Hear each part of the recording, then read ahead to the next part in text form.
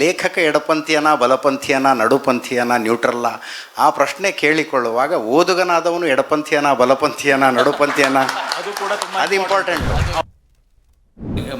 ಎಡಪಂಥೀಯರು ಕೆಲವೊಂದು ಅವರ ವ್ಯೂವಲ್ಲೇ ಮಾಡಿದ್ರು, ಬಲಪಂಥೀಯರು ಅವ್ರ ವ್ಯೂವಲ್ಲೇ ಬೇರೆ ಪುಸ್ತಕಗಳನ್ನ ಬರೀತಾರೆ. ನ್ಯೂಟ್ರಲ್ ಫ್ರೇಮ್ ಆಫ್ ಮೈಂಡಲ್ಲಿರುವಂಥ ಪುಸ್ತಕಗಳು ಅಥವಾ ಯಾವುದೇ ಐಡಿಯಾಲಜಿಗೆ ಸಿಲುಕದೇ ಇರುವಂಥ ಪುಸ್ತಕಗಳನ್ನ ಕಂಡುಹಿಡಿಯೋದು ಹೇಗೆ?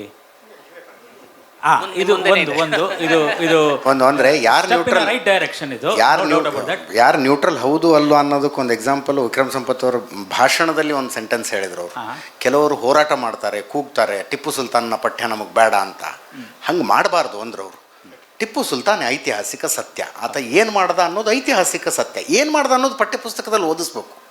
ನಮ್ಮ ಇತಿಹಾಸದಲ್ಲಿ ಕರಾಳ ಅಧ್ಯಾಯ ಒಂದಿತ್ತು, ಆ ಕರಾಳ ಅಧ್ಯಾಯ ನಮಗೆ ಓದಿಸಬೇಡಿ ಅಂತ ಹೇಳುವಂಥದ್ದು that is a wrong notion ಅನ್ನೋ ವಾದವನ್ನು ಅವ್ರು ಮಾಡ್ತಾರೆ. ಅಂದಾಗ ಅವರು ಅಂದರೆ ನನ್ನ ಪ್ರಕಾರ ಅಲ್ಲ, ನೀವು ನ್ಯೂಟ್ರಲ್ ಹಿಸ್ಟೋರಿಯನ್ ಉತ್ತರ ಕೊಡ್ತಿದ್ದೀರಾ, ನೀವು ಬರಹಗಾರರು ಅವರೇನು ಉತ್ತರ ಕೊಡ್ತಾರೆ ಕೇಳೋಣ ಅಂತ. ಅಂದರೆ ನಾನು ವಿಕ್ರಮ್ ಸಂಪತ್ ನ್ಯೂಟ್ರಲ್ ಹೌದೋ ಅಲ್ವೋ ಅನ್ನೋದನ್ನು ಪರೀಕ್ಷಿಸೋದಕ್ಕೆ ಬರೀ ನಾನೊಬ್ಬನೇ ಪ್ರಶ್ನೆ ಮಾಡಿದ್ದಲ್ಲ. ಅವ್ರ ಎದುರಿಗೆ 20 ಜನರನ್ನು ಕೂಡಿಸಿ, ಬೇರೆ ಬೇರೆ ಸಿದ್ಧಾಂತಗಳು ಪಕ್ಷಗಳು 20 ಜನರನ್ನು ಕೂಡಿಸಿ ಅವರಿಂದ ಪ್ರಶ್ನೆ ಕೇಳಿಸಿದೆ. ಅವರಿಗೆ ಯಾವ ಪ್ರಶ್ನೆಗೂ ಉತ್ತರ ಕೊಡೋದಕ್ಕೆ ಅವರು ಹಿಂಜರಿಲಿಲ್ಲ ಮತ್ತು ಯಾವ ಪ್ರಶ್ನೆಗೂ ಹಾರಿಕೆ ಉತ್ತರವನ್ನು ಅವ್ರು ಕೊಡಲಿಲ್ಲ.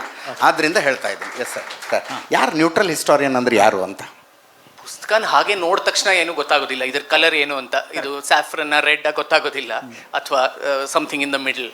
ಐ ಥಿಂಕ್ ಓದಬೇಕು, ಎಲ್ಲರ ಅಭಿಪ್ರಾಯನೂ ಓದಬೇಕು. And more important especially history ಓದುವಾಗ ಸೋರ್ಸಸ್ ಹೇಗಿದೆ, ರೆಫರೆನ್ಸಸ್ ಏನಿದೆ, ಯಾರನ್ನ ಅವರು ಕೋಟ್ ಮಾಡ್ತಾ ಇದ್ದಾರೆ, ಅದರಲ್ಲಿ ಅವರ ಇಂಟರ್ಪ್ರಿಟೇಷನ್ ಜಾಸ್ತಿ ಇದೆಯಾ, or is there only quotation from the source.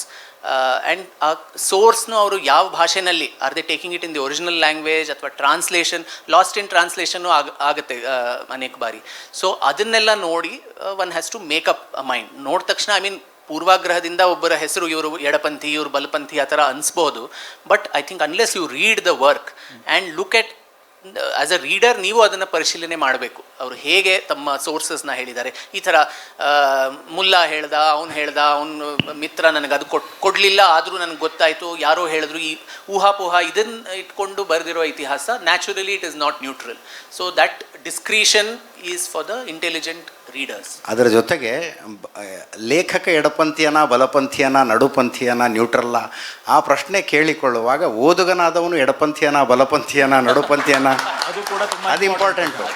ಭಾಳ ಸಲ ಏನಾಗಿರುತ್ತೆ, ನಮ್ಮ ತಲೆಯಲ್ಲಿ ಏನೋ ಒಂದು ನೋಷನ್ ಇರುತ್ತೆ, ಆ ನೋಷನ್ನಿಗೆ ಸಾಕ್ಷಿಗಳನ್ನು ಪುಸ್ತಕದಲ್ಲಿ ಹುಡುಕ್ತಾ ಹೋಗ್ತೀವಿ ನಾವು. ಅದಕ್ಕೆ ಸಾಕ್ಷಿಗಳು ಸಿಗದೆ ಹೋದರೆ ಅಥವಾ ಅದಕ್ಕೆ ತದ್ವಿರುದ್ಧವಾದ ವಿಷಯ ಹೇಳಿದ್ರೆ ಅವರು ನಮ್ಮ ವಿರುದ್ಧ ಸಿದ್ಧಾಂತದ ಲೇಖಕರಾಗ್ಬಿಡ್ತಾರೆ. ನಮ್ಮ ತಲೆಯಲ್ಲಿ ಏನೋ ಒಂದಿದೆ, ಔರಂಗಜೇಬ ಒಳ್ಳೆಯವನು ಅಂದ್ಕೊಂಡು ಒಳ್ಳೆಯವನು ಅನ್ನೋದಕ್ಕೆ ಪುಸ್ತಕಗಳನ್ನು ಹುಡುಕ್ತಾ ಹೋಗ್ತೀವಿ, ಸಾಕ್ಷಿಗಳನ್ನು ಹುಡುಕ್ತಾ ಹೋಗ್ತೀವಿ. ಅಥವಾ ಔರಂಗಜೇಬ ಒಬ್ಬ ಆಕ್ರಾಂತ ಅಂತ ಅಂದ್ಕೊಂಡು ಆಕ್ರಾಂತ ಅನ್ನೋದಕ್ಕೆ ಸಾಕ್ಷಿಗಳನ್ನು ಹುಡುಕ್ತಾ ಹೋಗ್ತೀವಿ.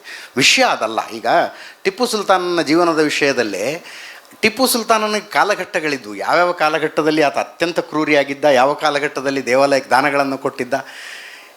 ನೀವು ಯಾವ ಪಂಥದ ಓದುಗರು ಅನ್ನೋದರ ಆಧಾರದ ಮೇಲೆ ದಾನ ಕೊಟ್ಟ ಟಿಪ್ಪು ಸುಲ್ತಾನ ನಿಮಗೆ ಮುಖ್ಯ ಆಗ್ತಾನ, ದೇವಸ್ಥಾನ ಹೊಡೆದಿದ್ದ ಟಿಪ್ಪು ಸುಲ್ತಾನ್ ನಿಮಗೆ ಮುಖ್ಯ ಆಗ್ತಾನಂತ. ಹಾಗಲ್ಲ, ಓದುಗನಿಗೂ ಕೂಡ ನಾನು ಮಧ್ಯದಲ್ಲಿ ನಿಂತ್ಕೊಂಡಿದ್ದೀನಿ ಅಂತ ಓದುಗ ತಾನು ಪ್ರಶ್ನೆ ಕೇಳ್ಕೋಬೇಕು. ಎದುರಿಗೆ ಬರುವ ಸತ್ಯಗಳನ್ನು ಏನೂ ಅಂಜು ಅಳುಕಿಲ್ಲದೆ ಅರಗಿಸಿಕೊಳ್ಳೋ ಶಕ್ತಿ ನನಗಿದೆಯಾ ಅಂತ ಓದುಗ ಕೇಳ್ಕೋಬೇಕು. ದಟ್ಸ್ ವಾಟ್ ಅಂದರೆ ಓದುಗನಾಗಿ ನನ್ನ ಭಾವನೆ.